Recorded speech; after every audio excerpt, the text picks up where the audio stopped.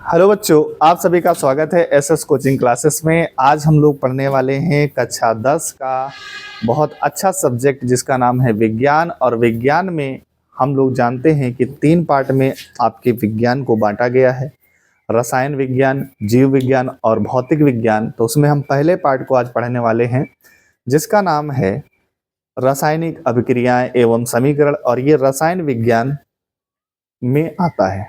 ठीक है, तो इसमें जो पहला समीकरण है यानी जो पहला चैप्टर उसका नाम क्या है, रासायनिक अभिक्रिया एवं समीकरण। रासायनिक अभिक्रिया एवं समीकरण को समझने से पहले एक कक्षा 9 का टॉपिक है जो आप लोगों ने पढ़ा होगा जिसका नाम क्या है, परिवर्तन। परिवर्तन क्या होता है कि आप देखिए, कभी जब आप पैदा हुए थे तो आपका लंबाई कितना था, इतना सा था, लेकिन आज आपका लंबाई इतना सा हो गया। तो यही क्या है, परिवर्तन है। और परिवर्तन क्या है, प्रकृति का नियम है।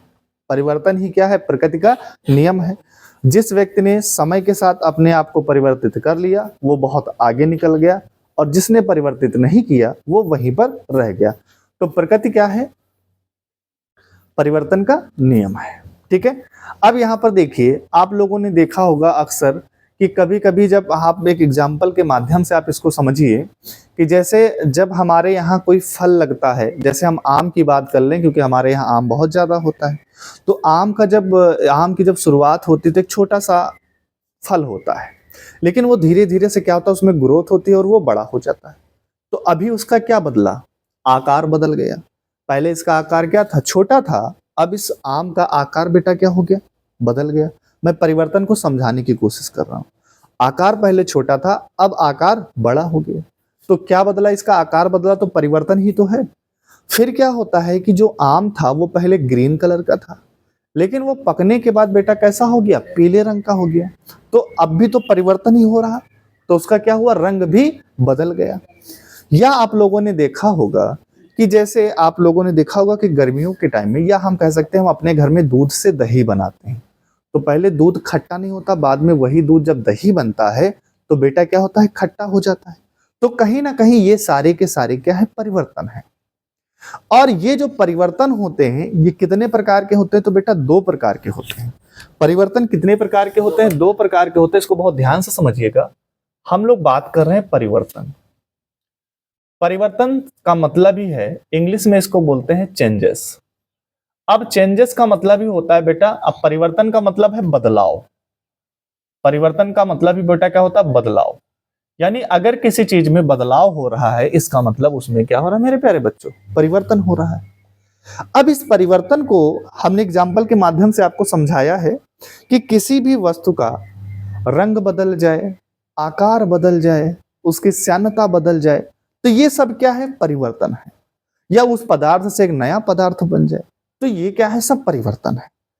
अब ये ऐसे परिवर्तन हैं, इसमें कुछ परिवर्तन ऐसे होते हैं कि जिनको हम दोबारा प्राप्त नहीं कर सकते। मतलब कहने का ये है कि किसी वस्तु में परिवर्तन हुआ, एक नई वस्तु बन गई, तो कभी कभी होता है कि वो जो नई वस्तु बनी है उससे हम फिर पुरानी वस्तु प्राप्त कर लेते हैं।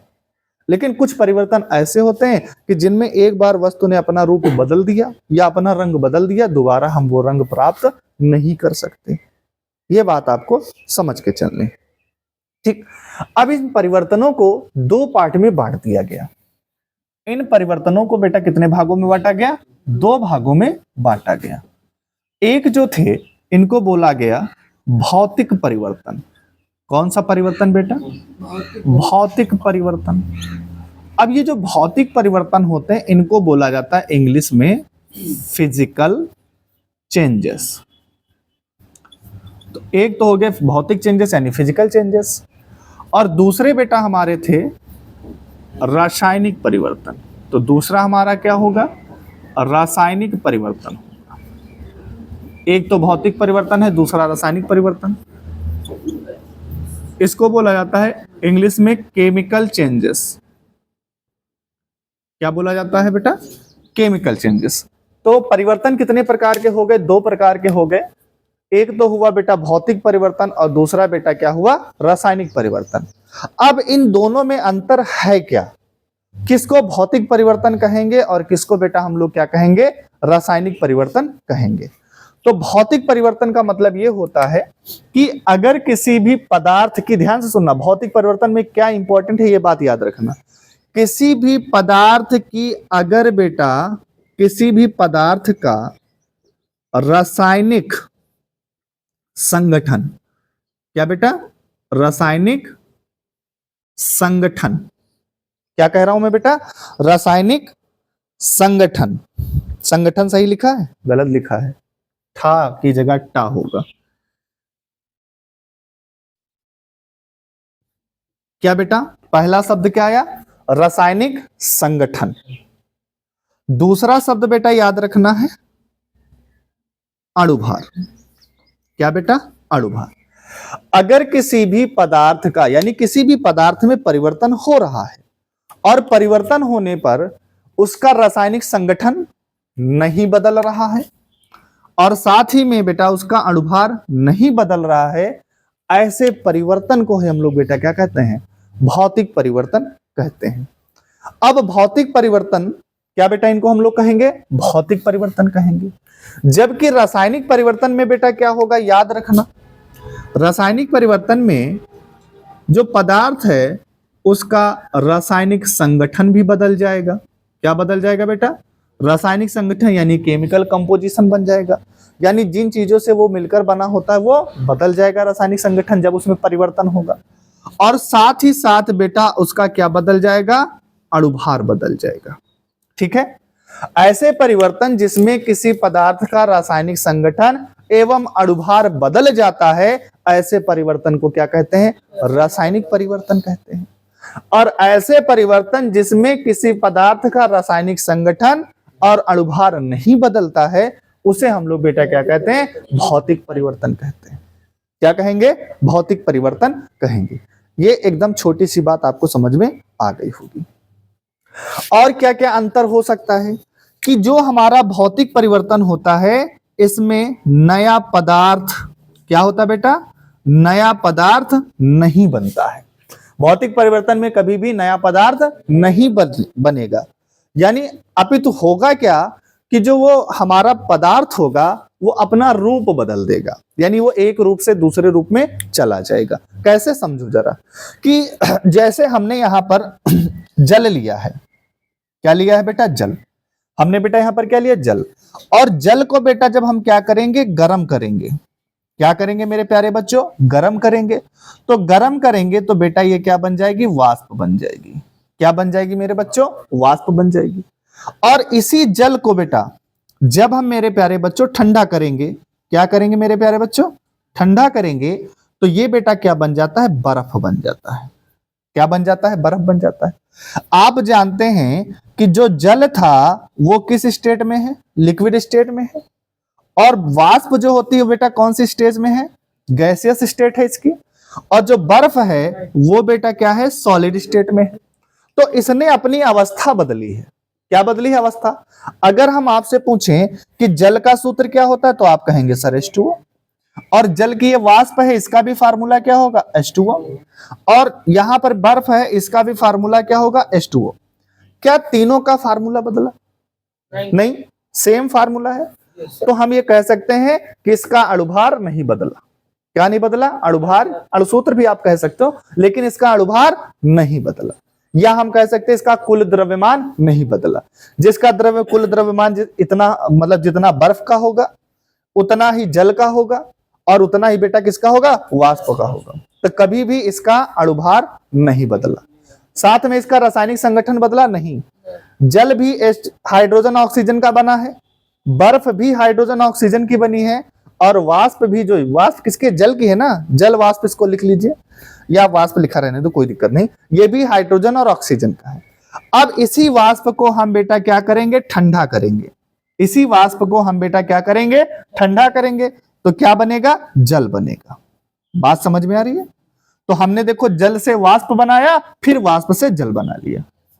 और जब हम बेटा क्या करेंगे, ध्यान से मेरी बात सुनना, एरो इधर को जा रहा ना, तो जब हम बेटा बर्फ को क्या करेंगे मेरे बच्चे, गर्म करेंगे, तो कहीं ना कहीं फिर से वो क्या बनेगी, जल बन जाएगी। तो यहां पर हम क्या कर रहे हैं कि परिवर्तन तो हो रहा है, लेकिन परिवर्तन से वो अपनी अवस्था को बदल रहा है और पुरानी अवस्था को हम फिर से प्राप्त कर ले रहे हैं। तो मतलब जल से वाष्प बन रही, वाष्प से जल बन रहा है। तो इस प्रकार की अभिक्रियाओं को बेटा क्या बोला जाता है? तो याद रखना, ऐसी अभिक्रियाओं को बोला जाता है उत्क्रमणीय अभिक्रिया। कौन सी अभिक्रिया बेटा?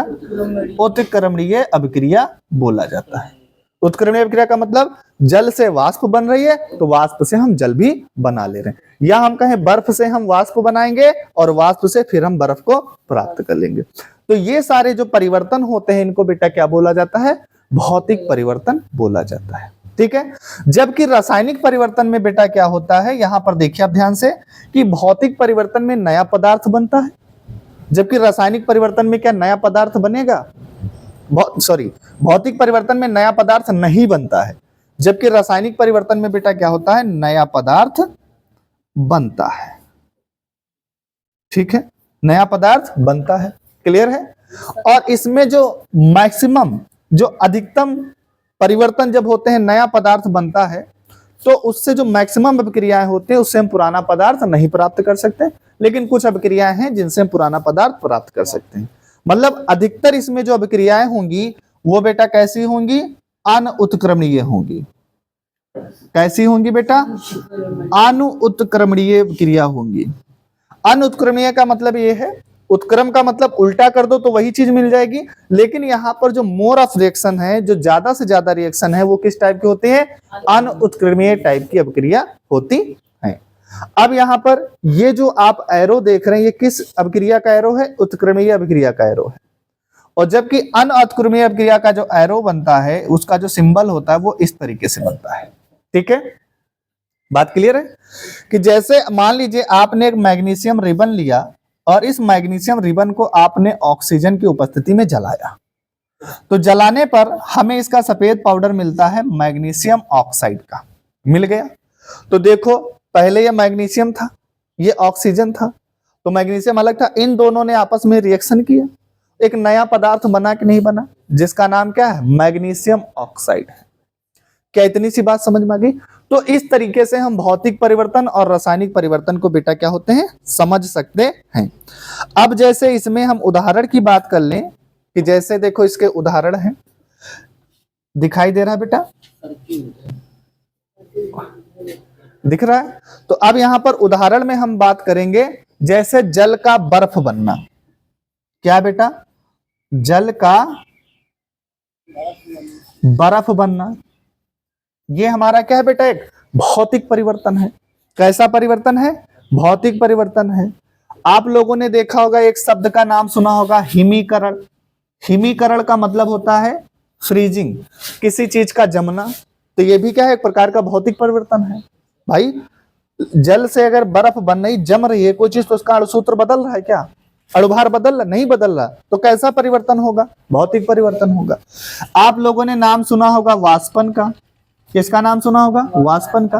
कोई चीज वाष्पित हो रही है तो एक ऐसा परिवर्तन है, भौतिक परिवर्तन है। कैसा परिवर्तन है बेटा? भौतिक परिवर्तन है। या फिर आपने देखा होगा कोई चीज क्वथनांक। क्वथनांक का मतलब क्या होता है? उबलना।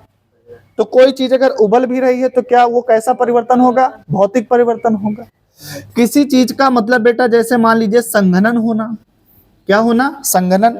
संघनन का मतलब होता है कंडेंस होना, कि जैसे आप लोगों ने देखा तो भाप की जो अणुएं होती है दूर दूर भागती हैं, और इन भाप की अणुओं को हम एक पास इकट्ठा कर लें तो वो फिर से क्या बन जाएगी? द्रव बन जाएगी। तो इस प्रक्रिया को क्या बोलते हैं? संघनन बोलते हैं। या आप लोगों ने देखा होगा कि जब हमारे घर में खाना बनता है तो मम्मी क्या करती हैं? भगोने को रखती हैं, भगोने के ऊपर क्या रखती हैं? प्लेट को रखती हैं। ठीक है, तो प्लेट में पहले कोई पानी लगा होता है? नहीं लगा होता। लेकिन जब मम्मी भगोने पर से प्लेट को हटाती हैं खाना बनने के बाद, तो उसमें बहुत सारा पानी लगा होता है। तो पानी क्या उछल उछल के ऊपर गया है? नहीं, वो जो भाप है वो भाप उड़ रही थी और उसकी दीवार से क्या हो रही थी बेटा? टकरा रही थी। तो जब बहुत सारी भाप की अणुएं उसकी दीवार पर क्या हो गई? पहुंच गई, तो वो आपस में क्या होगी? कंडेंस हो गई। और कंडेंस हो गई मतलब, कंडेंस होना के मतलब वो संघनन हो गया उनका। तो ये सब बेटा परिवर्तन है। आदि हम लिख देते हैं, बहुत सारे हैं, आप बुक से पढ़ लीजिएगा। तो ऐसे परिवर्तन को हम लोग बेटा क्या बोलते हैं? भौतिक परिवर्तन बोलते हैं। तो रासायनिक परिवर्तन की अगर हम उदाहरण की बात करते हैं, जैसे लोहे पर लोहे पर क्या लगना बेटा, जंग लगना। लोहे पर बेटा क्या हो जाएगा, जंग लगना। तो एक इसका उदाहरण है, रासायनिक परिवर्तन है। फलों का पकना, फलों का पकना, ये भी बेटा क्या आपका रासायनिक परिवर्तन है। दूध से दही बनना, दूध से क्या बेटा होना, दही बनना, तो ये भी हमारा क्या है, ये सारे के सारे हमारे बेटा क्या है, रासायनिक परिवर्तन हैं। क्लियर है। अब इसमें बहुत सारे उदाहरण और भी हो सकते हैं, तो इतनी बात आपको समझ में आ गई हो उम्मीद करता हूं। जैसे अभी हमने यहाँ पर मैग्नीशियम को जलाया, तो हम यहाँ पर ये भी लिख सकते हैं, मैग्नीशियम का बेटा क्या हो जाएगा, जलना। तो ये सारे के सारे हमारे बेटा क्या है, रासायनिक परिवर्तन है। या आप लोगों ने नाम सुना होगा अपघटन, आगे मैं पढ़ाऊंगा। अपघटन अभिक्रिया है ना, अपघटन का मतलब होता है, आगे बताऊंगा। तो आदि, तो इस तरीके के जो परिवर्तन होते हैं उनको हम लोग बेटा क्या कहते हैं, रासायनिक परिवर्तन कहते हैं। ठीक है, तो हम लोगों ने ये कक्षा 9 का टॉपिक था, परिवर्तन को समझ लिया। अब अगर हमने परिवर्तन को समझ लिया है, भौतिक परिवर्तन और रासायनिक परिवर्तन में अंतर को समझ लिया है, तो अब हम शुरुआत करेंगे चैप्टर में किसकी, रासायनिक अपक्रिया की। तो बेटा आप लोग इसका स्क्रीनशॉट ले लीजिए। ठीक है बेटा, तो ये हमारे जो भौतिक परिवर्तन होते हैं इनको एक बार समझ लीजिए, अस्थायी समय के लिए होते हैं, जबकि जो हमारे रासायनिक परिवर्तन होते हैं वो स्थायी समय के लिए रहते हैं। ये बात आप याद रखेंगे। ठीक है, तो अब हम लोग चैप्टर पे चलते हैं। जैसा कि चैप्टर का नाम है, क्या नाम है, रासायनिक अपक्रिया और रासायनिक समीकरण। रासायनिक अपक्रिया एवं समीकरण। तो सबसे पहले हम लोग ये समझेंगे कि रासायनिक अपक्रिया होती क्या है। अब इसको समझने से पहले आप लोग एक बात को हमारी जरूर समझिएगा कि जैसे मान लीजिए आपके पास एक कोई पदार्थ है, ये एक पदार्थ है और इसमें पता नहीं रिएक्शन हुई, अपघटन हुआ और ये टूट गया, तो यहां से कितने, दो नए पदार्थ बने। क्या बने, दो नए पदार्थ बन गए। तो यहां पर ये नए पदार्थ बन रहे हैं। एक और टॉपिक समझिएगा, जैसे मान लीजिए हमने कोई दो पदार्थ लिया और उससे मान लीजिए कोई एक नया पदार्थ बन सकता, एक बन सकता, दो बन सकते, हालांकि नया पदार्थ बना। तो हम यहां पर यह समझाने की कोशिश कर रहे हैं कि रासायनिक अपक्रिया किसे कहते हैं। समीकरण को बाद में समझेंगे, पहले यह समझ लेते हैं रासायनिक अपक्रिया किसे कहते हैं।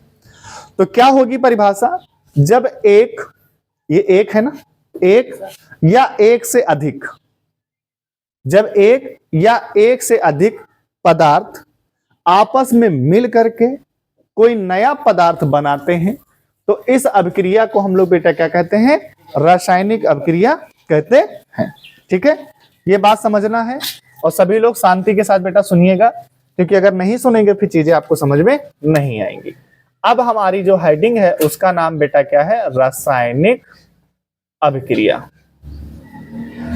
तो रासायनिक अभिक्रिया का मतलब क्या हुआ कि जब एक या एक से अधिक पदार्थ आपस में क्रिया करके या क्रिया करके क्या करते हैं, एक नया पदार्थ बनाते हैं, नए पदार्थ का निर्माण करते हैं, तो ऐसी अभिक्रियाओं को हम लोग बेटा क्या कहते हैं, रासायनिक अभिक्रिया कहते हैं। जैसे एक एग्जांपल की हम बात करते हैं कि आपके पास बेटा, जैसे अब रासायनिक अभिक्रिया को और हम एक बेस्ट एग्जांपल बताते हैं। आप लोग कभी तुम लोग किसी को सुत्ती खाते देखा, सुत्ती मतलब समझते हो ऐसे ऐसे घिसते रहते हैं। तो हाँ, तो जब वो कभी अगर ऐसे सुत्ती खाते हो तो तुम्हें करना क्या है, उस कंडीशन में तुमको याद रखना है कि जैसे तुम लोगों ने नाम सुना होगा नौसादर का। नौसादर नहीं जानते हो तो जान लीजिए, नौसादर एक पदार्थ होता है, उनको थोड़ा सा नौसादर दे देना, क्या होगा, नौसादर। अब नौसादर वहां पे तो आप नौसादर इनको दे दिए और साथ में उनको बेटा क्या दोगे, आप चूना दोगे, नौसादर और चूना, और कह दो भैया लो इसको मिलाओ ऐसे ऐसे ऐसे ऐसे। तो जैसे ही आप वहां पे ये मिलाएंगे, तो जैसे सुत्ती रगड़ते ना ऐसे ऐसे करके, तो वैसे जब उसको आप रगड़ेंगे और रगड़ने के बाद आप जब उसको सूंघेंगे तो उसमें एक तीव्र गंध आएगी। क्या आएगी, गंध आएगी। और वो गंध बेटा किस चीज की होती है, अमोनिया की होती है। तो कहीं ना कहीं नौसादर और चूने को जब हमने आपस में मिलाया तो एक रासायनिक अभिक्रिया हुई। क्या हुई, रासायनिक अभिक्रिया हुई और एक नया पदार्थ बना जिसका नाम क्या था, अमोनिया। तो वहां पर क्या होगी, अमोनिया की गंध आपको दिखाई देगी। ठीक है, तो ये हमारी क्या होती है, रासायनिक अभिक्रिया होती है। या फिर इसी तरीके से हम और एग्जांपल के समझे कि जैसे आप लोगों ने देखा होगा बेटा, हमारे पास ये ऑक्सीजन है, समझना बात को, ये हमारे पास बेटा क्या ऑक्सीजन है, और ऑक्सीजन है, और साथ में बेटा हम लोगों ने यहां पर क्या लिया, हाइड्रोजन।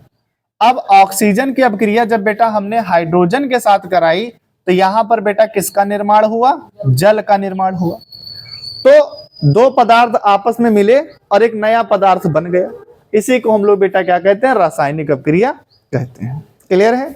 जैसे अभी हमने एक एग्जांपल आपको दिया था नौसादर का। तो जैसे होता क्या है कि मान लीजिए यहां पर NH4Cl, ये बेटा नौसादर का फार्मूला होता है, समझना। ये क्या इसका फार्मूला है बेटा, नौसादर का फार्मूला। और नौसादर में हमने आपको मिल दिया क्या, चूना। अब चूना ये लगाने वाला नहीं है, हालांकि पान में लगाया है तो अलग चीज है, लेकिन ये क्या हमारा चूना है। तो नौसादर और ये चूना है, और इन दोनों की बेटा आपस में जब रिएक्शन हुई तो क्या बना, कैल्शियम क्लोराइड बन गया। क्या बना बेटा, कैल्शियम क्लोराइड बना। ध्यान से सुनिएगा, क्या बना बेटा, कैल्शियम क्लोराइड बना। साथ में यहाँ पर बेटा क्या बना, पानी बना, और साथ में मेरे बच्चे क्या बना, यहाँ पर अमोनिया बना। तो तीन चीजें बन रही। तो वो जो गंध आई थी ये बेटा अमोनिया का सूत्र होता है। तो अभी से इनको याद करते हुए चलना, छोटे छोटे फार्मूले पर याद कर लेना। ये आपकी अमोनिया है, इसका नाम है कैल्शियम क्लोराइड। तो यहां पर वो जो गंध आई थी वो किसकी वजह से आई थी, अमोनिया की वजह से आई थी। किसकी वजह से आई थी, अमोनिया की वजह से वो गंध आई थी। तो जब आप नौसादर और चूने की रिएक्शन करवाएंगे तो क्या बनने वाला है बेटा, अमोनिया बनेगी और आपको अमोनिया की गंध दिखाई देगी। ठीक है। तो ये अभिक्रिया हमारी बेटा क्या है, रासायनिक अभिक्रियाएं हैं। क्लियर है। इनको बेटा हम लोग क्या कहते हैं, रासायनिक अभिक्रिया कहते हैं। अब हमारी बात को और समझ के रखना, दो शब्द मैं यहां पर और यूज करूंगा। एक तो मैं यूज करने वाला हूं अभिकारक, एक शब्द मैं यूज करूंगा उत्पाद। दो शब्द यूज करूंगा। अभिकारक को बोला जाता है रिएक्टेंट। क्या बोला जाता है बेटा, रिएक्टेंट। और उत्पाद को बोला जाता है प्रोडक्ट। अब इन दो बातों को समझते हैं। देखो एक बात समझो, आपके घर में आपको खाना, या हम कह सकते हैं कि हमको दही बनाना है, या दही नहीं बनाना और क्या हम एग्जांपल ले सकते हैं, या मान लीजिए हमको शरबत बनाना है। एक सिंपल सा फार्मूला है, हमको शरबत बनाना है। अगर मुझे शरबत बनाना है तो शरबत बनाने के लिए मैं क्या लूंगा, शुरुआत में मैं क्या लूंगा, पानी लूंगा। एग्जाम्पल दे रहा हूं, समझने की कोशिश करना। पानी लूंगा और साथ में क्या लूंगा, चीनी लूंगा, और दोनों को आपस में मिलाऊंगा। और दोनों जब आपस में मिल जाएंगे तो मतलब क्रिया हो जाएगी। तो उसके परिणाम स्वरूप हमें क्या मिलेगा, क्या मिलेगा, शरबत मिलेगा ना। तो बाद में जो मिलता है वो हमारा क्या होता है, प्रोडक्ट होता है। और जो शुरुआत में लेते हो क्या होता है, अभिकारक होता है। तो अभिकारक क्या होंगे, किसी भी रासायनिक अभिक्रिया के प्रारंभ में, किसी भी रासायनिक अभिक्रिया को संपन्न कराने के लिए प्रारंभ में, प्रारंभ मतलब शुरुआत में जिन पदार्थों को लिया जाता है उनको बेटा हम लोग क्या कहते हैं, अभिकारक कहते हैं। क्या कहेंगे, अभिकारक कहेंगे। और अभिक्रिया संपन्न होने के परिणाम स्वरूप जो हमें नया पदार्थ मिलता है उसको हम लोग बेटा क्या कहते हैं, उत्पाद कहते हैं। क्या कहते हैं, उत्पाद कहते हैं। दोनों का मतलब समझ में आ गया। ठीक। अब यहां पर जरा दिमाग लगा और बताओ, यहां पर मेरे बच्चों ये दोनों हमारे अभिकारक होंगे कि नहीं होंगे, ये हमारे अभिकारक होंगे ये, क्योंकि अगर ये नहीं होंगे तो रिएक्शन ही नहीं होगी। तो ये हमारे बेटा क्या होंगे, अभिकारक होंगे, और जल हमारा बेटा क्या हो जाएगा, उत्पाद हो जाएगा। क्लियर है, क्या हुआ, उत्पाद हो जाएगा। तो अभिकारक और ये क्या हो गए, उत्पाद हो गए। तो किसी भी रासायनिक अभिक्रिया के प्रारंभ में जिन पदार्थों को लिया जाता उनको क्या कहते हैं, अभिकारक कहते हैं। और अभिक्रिया संपन्न होने के परिणाम स्वरूप जो नया पदार्थ हमें मिलता है उसे क्या कहते हैं बेटा, उत्पाद कहते हैं। क्लियर हो गई इतनी बात। अब ये दो शब्दों के बाद एक और शब्द यूज होगा, उत्प्रेरक। ये बात याद रखना, ये उत्प्रेरक उसी तरीके का व्यक्ति है जैसे तुम्हारे मोहल्ले में कुछ लोग होते हैं कि मान लीजिए कुछ लोगों के बीच मान लीजिए बातचीत हो रही है, अब तीसरा बंदा आया, मत देखा जी मत, तो वो एकदम लड़ाई लगवाने का काम कर दिया। दो तरीके के भाई बंदे होते हैं, मतलब उत्प्रेरक का काम दो हो गया। मतलब एक सामने वाला बंदा आया, अब वो चाहे तो दोनों में फाइट करा दे, मतलब जो वार्तालाप हो रही थी उसको और तेजी से कर दिया उसने, अब मारतूर हो गया, वो अलग चीज है। एक बंदा वो आया कि दोनों में बहस हो रही थी और दोनों को शांत कर दिया। तो एक ही व्यक्ति दो काम कर रहा है। तो उसी तरीके से जो हमारी अभिक्रिया हो रही है, कि जैसे मान लीजिए आप लोग एक बात को समझिएगा, थोड़ा ध्यान दीजिएगा, उत्प्रेरक का मतलब समझ जाता हूं। कि जैसे मान लीजिए आप लोग क्या करते हैं कि आपके घर में खाना पक रहा होता है, थोड़ा सा ध्यान दीजिएगा। अभी गैस स्लो जल रही थी तो खाना धीरे धीरे धीरे धीरे पक रहा था, तो मान लो घंटा भर लग गया, 1.5 घंटा लग गया खाना पकने में। और वही गैस को हमने क्या किया, फुल खोल दिया, तो खाना क्या होगा, और तेजी के साथ पक गया। तो यहां पर जो गैस जो जल रही है, जो गैस वो किसका काम कर रही है, उत्प्रेरक का काम कर रही है। मतलब गैस को हमने ज्यादा खोल दिया तो उसकी क्या होगी, अभिक्रिया बढ़ गई। क्या बढ़ गई, अभिक्रिया की गति तेज हो गई, तो खाना जल्दी पक जाएगा। उसी तरीके से समझिएगा, किसी भी अभिक्रिया को संपन्न कराने के लिए हम लोग बेटा किसका उपयोग कर रहे हैं, उत्प्रेरक का। कैटालिस्ट बोला जाता है, कैटालिस्ट। और इसका काम क्या होता है, या तो ये अभिक्रिया की गति, क्या बेटा, अभिक्रिया की गति, या तो ये अभिक्रिया की गति को बेटा क्या करेंगे, बढ़ा देगा, या फिर बेटा ये क्या करेगा, अभिक्रिया की गति को घटा देगा। या तो बढ़ा देगा या फिर बेटा घटा देगा। ठीक है, इसके दोनों काम होते हैं। तो ऐसे पदार्थ जो किसी भी रासायनिक अभिक्रिया के वेग को परिवर्तन कर दे, वेग का मतलब क्या है, गति, रासायनिक अभिक्रिया की गति को परिवर्तित कर देते हैं, उन्हें हम लोग क्या कहते हैं, उत्प्रेरक कहते हैं। क्या कहते हैं, उत्प्रेरक। अब यहां पर ध्यान से देखिए, एक एग्जाम्पल पे मैं आपको समझाता हूं कि आप लोगों ने ये लिया, हमने हाइड्रोजन, ठीक है बेटा, और यहां पर हमने साथ में लिया अमोनिया। क्या लिया बेटा, अमोनिया।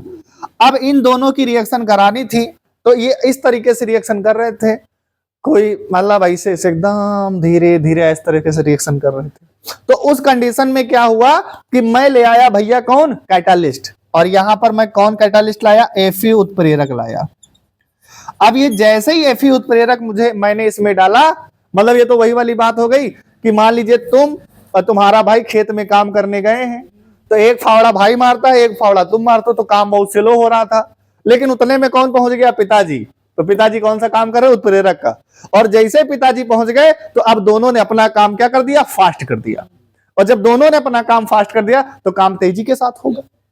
तो उत्प्रेरक क्या करेगा, दोनों काम कर सकता है, या तो अभिक्रिया के वेग को बढ़ा सकता है या घटा सकता है। तो ये बात समझ में आ गई। तो यहां पर पिताजी पहुंचे तो उन्होंने काम, यानी अभिक्रिया तेज हो गई, और जब अभिक्रिया तेज हो जाएगी तो यहां पर बेटा इधर क्या बनेगा, अमोनिया बनेगी। इसको बैलेंस करने के लिए यहां पर हम लोग 2 लगाएंगे, 2 3 6, गलती हो गई, ओह सॉरी, N2 लिखना था यहां पर, N2 गलती हो गई, N2 ये सॉरी, ये N2 अमोनिया बनेगा। तो नाइट्रोजन और हाइड्रोजन मिलकर किसका निर्माण कर रहे हैं, अमोनिया का निर्माण कर रहे हैं। तो पहले अमोनिया का निर्माण हो रहा था, पर वो धीरे धीरे धीरे हो रहा था, लेकिन जैसे Fe उत्प्रेरक आया, अभिक्रिया तेज हो गई। एक तो ये काम हो गया। लेकिन अगर कभी कभी ऐसी भी अभिक्रिया होती है कि मान लीजिए खेत में तुम दोनों भाई काम कर रहे थे, बहुत फास्ट कर रहे थे, और पड़ोसी सोचा ससुरा ये तो एक ही दिन में सारा काम कर डालेगा, और पड़ोसी जाके वहां बैठ गया भैया। कौन बैठ गया, पड़ोसी।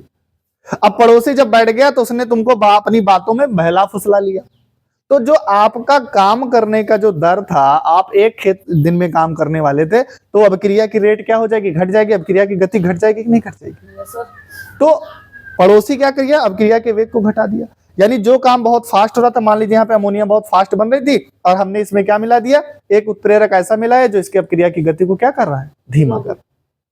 ठीक है, तो इस तरीके से उत्प्रेरक क्या करेगा, या तो अभिक्रिया की गति को बेटा बढ़ा देगा, या फिर अभिक्रिया की गति को घटा देगा। ये बात याद रखिएगा। क्लियर है। इन शब्दों को समझने के बाद आपको एक शब्द, कुछ शब्द और हैं जिनको हमें समझाना बहुत जरूरी है, और वो शब्द क्या क्या हैं जरा इनको समझिएगा। जैसे आप लोगों ने, हम बता रहे हैं अवस्था, अवस्था हम लोगों ने देखी है। अवस्था का मतलब होता है स्टेट। ठीक है, जैसे आप लोगों ने एक अवस्था देखी है ठोस, आपने देखी बेटा द्रव, द्रव्य नहीं बेटा द्रव, आपने देखी है द्रव, और आपने देखी बेटा गैस। ये 3 अवस्थाएं हैं। एक और बेटा होता है, जैसे एक शब्द और यूज किया जाता है, हालांकि अवस्था नहीं है, इसको बोला जाता है जलीय विलयन। और एक होता है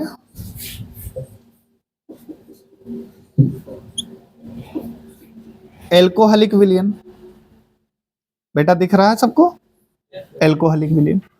अब देखो समझो, इनको कुछ सिंबल दिए जाते हैं, किसी भी रासायनिक अपक्रिया में लिखा होगा कि जैसे मान लीजिए यहाँ पर ऑक्सीजन है तो इसके नीचे यहाँ पर जी लिखा होगा, यहाँ पर जी लिखा होगा, और यहाँ पर बेटा इसके बगल में क्या लिखा होगा, नीचे एल लिखा होगा। ऐसा क्यों होता है?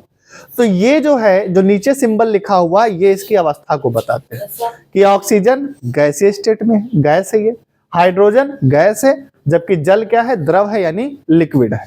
ठीक है, तो जब कोई ठोस होगा तो उसके लिए सिंबल आप क्या यूज करोगे बेटा, स्मॉल एस यूज करोगे। क्या करोगे, स्मॉल एस यूज करोगे। और अगर आपका द्रव है तो उसके लिए सिंबल क्या यूज करोगे, स्मॉल एल यूज करोगे। ठीक है, और अगर बेटा गैस है तो उसके लिए स्मॉल जी यूज करोगे। लेकिन अगर जलीय विलयन है, जलीय विलयन का मतलब क्या होता है, कोई बता सकता है? जलीय विलयन का मतलब यह होता है कि किसी पदार्थ को हमने किसमें घोला है, पानी में घोला है। जैसे चीनी है, चीनी को मैंने पानी में घोला तो बन गया शरबत। तो चीनी का शरबत क्या हुआ, चीनी का जलीय विलयन है, मतलब चीनी को जल में घोला गया है। तो इसके लिए बेटा हम लोग शॉर्ट में क्या लिखते हैं, तो याद रखना, इसके लिए हम लोग शॉर्ट में लिखते हैं ए क्यू। ए क्यू का मतलब होता है एक्वस। तो जहां कहीं पर ए क्यू लिखा होगा, इसका मतलब ये क्या है, उस पदार्थ को पानी में घोला गया है। कि जैसे मान लीजिए हम थोड़ी देर के लिए यहाँ पर क्या लिखें कि NaOH है, तो ए हमने लिखा एक्वस, इसका मतलब क्या हुआ कि NaOH को पानी में घोला गया। ठीक है, तो ये इसका मतलब बेटा क्या हुआ, एक्वस हुआ। ठीक है, क्लियर है? तो ये हमारे पास बेटा क्या हो गया, एक्वस हो गया। लेकिन अगर हमारा कोई एल्कोहलिक विलयन होगा, इसका मतलब बेटा उसको काहे में घोला गया है, उसको एल्कोहल में घोला गया। तो एल्कोहल अगर ALC कहीं पर लिखा होगा तो समझ जाना कैसा विलयन है, एल्कोहलिक है। AQ लिखा होगा समझ जाना जलीय विलयन है। G लिखा होगा समझ जाना गैस है। L लिखा होगा तो बेटा आपका द्रव होगा, और S लिखा होगा तो आपका बेटा क्या है, ठोस है। तो ये आपको इतना पता होना चाहिए, क्योंकि ये रासायनिक अपक्रिया में आगे, क्योंकि हम इसको रासायनिक समीकरण में यूज करेंगे, इसलिए हमने इसको आपको यहाँ पे बता दिया। ठीक है बेटा, तो इसको आप लोग क्या करिए, जल्दी से नोट कर लीजिए और हेडिंग लगाइए, रासायनिक अपक्रिया। रासायनिक अपक्रिया बेटा हेडिंग लगाइए।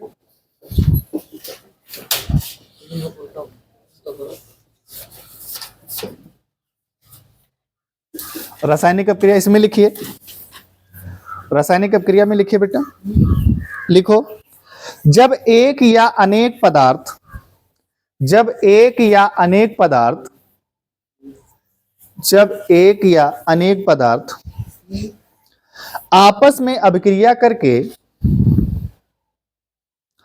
आपस में अभिक्रिया करके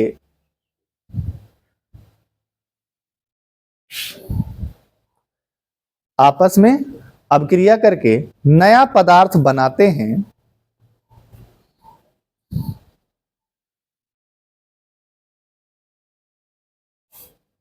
आपस में अभिक्रिया करके नया पदार्थ बनाते हैं, तो इस प्रकार की अभिक्रिया को, तो इस प्रकार की अभिक्रिया को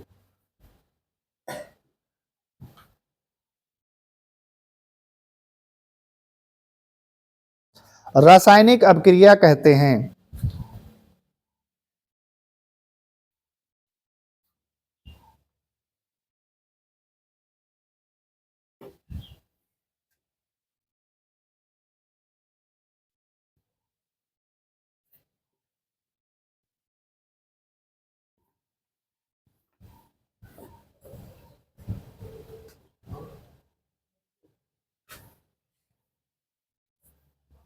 अब बेटा देखिए, बोर्ड पे उदाहरण लिखा है, इसको नोट कर लीजिए। मैं कुछ और उदाहरण करवा देता हूं।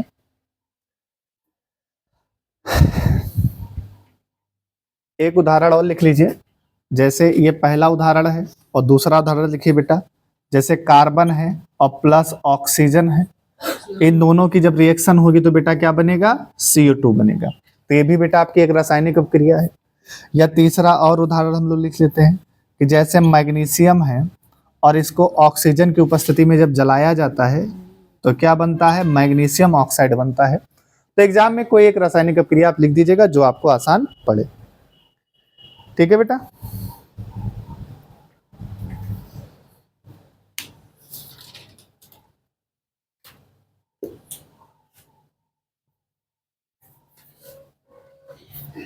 ये बेटा तीनों रिएक्शन लिख लीजिए जल्दी से।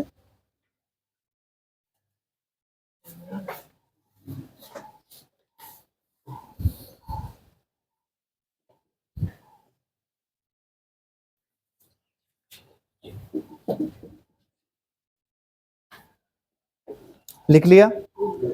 अब नई लाइन से लिखो, इसी के नीचे नई लाइन से लिखो।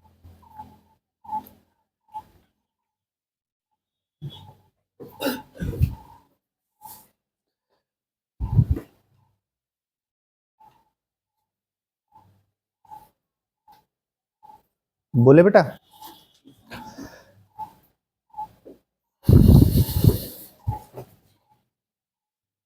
अब लिखो बेटा, लिखो अभिकारकों तथा उत्पादों, अभिकारकों तथा उत्पादों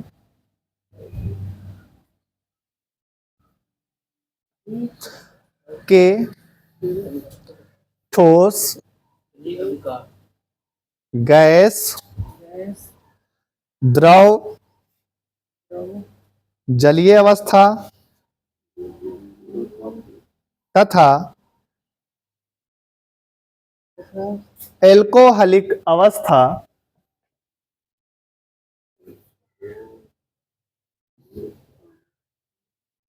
को क्रमशः, अब बेटा देखो इधर से ऐसे लिखो क्रमशः, पहले ब्रैकेट में एस फिर ब्रैकेट में एल कॉमा लगा के लिखो S comma L comma G comma A Q dot comma A L C से दर्शाते हैं। अब देखिए बेटा, अपने समझ, देखिए जो मैंने अभी लास्ट में पॉइंट आपको लिखाया है आप उसको नोट करके लिख लीजिए। मतलब ये पॉइंट आपको बहुत जरूरी, जैसे कोई ठोस हो या कोई उत्पाद हो, अगर उसके मुझे अवस्था को दर्शाना होगा तो इन सिंबल्स का हम लोग उपयोग करने वाले हैं। अब आप हेडिंग लगाइए अभिकारक, आप हेडिंग लगाएंगे बेटा अभिकारक।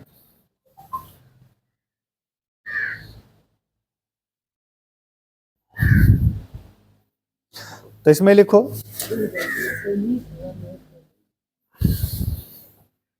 यार, अब अभिकारक में बेटा लिखिए, अभी कभी कभी अभिकारक भी एक नंबर में पूछ लेता है कि अभिकारक किससे कहते हैं, तो अभिकारक के बारे में लिखिए। लिखो किसी भी रासायनिक अभिक्रिया के प्रारंभ में, किसी भी रासायनिक अभिक्रिया के प्रारंभ में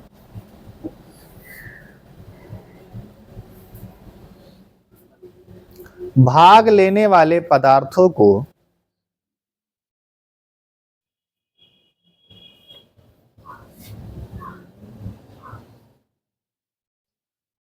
अभिकारक कहा जाता है।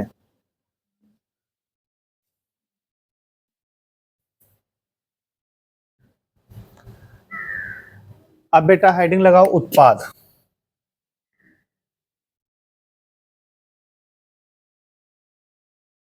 प्रोडक्ट।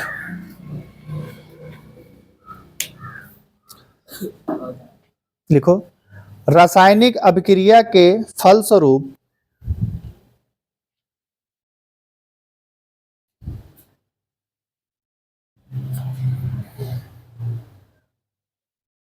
प्राप्त हुए नए पदार्थ को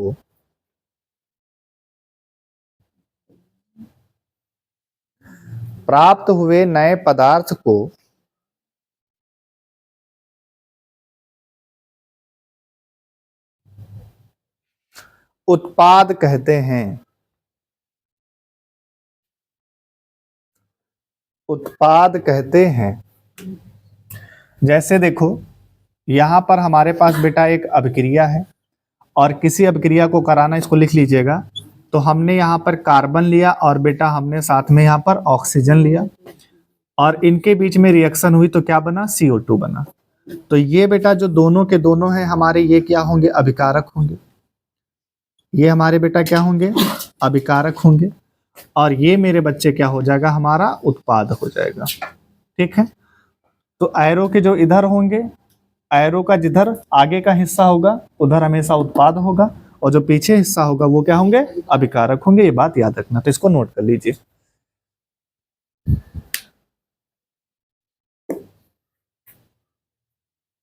अब बेटा हेडिंग आप लोग लगाएंगे उत्प्रेरक। उत्प्रेरक,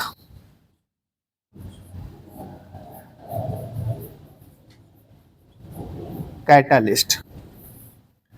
और बेटा सभी लोग वीडियो को शेयर कर दिया करें, आपके जितने भी दोस्त हों, यार हों, मित्र हों, सबको ये वीडियो शेयर कर दिया करें ताकि ज्यादा से ज्यादा लोगों तक ये पहुंच सके। तो अब हेडिंग लगाइए बेटा कैटालिस्ट यानी उत्प्रेरक। तो इसमें लिखो बेटा उत्प्रेरक का कार्य,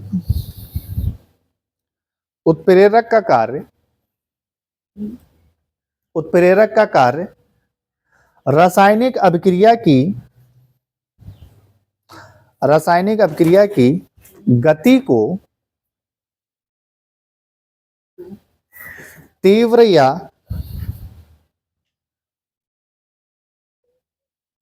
तीव्र या मंद करना है।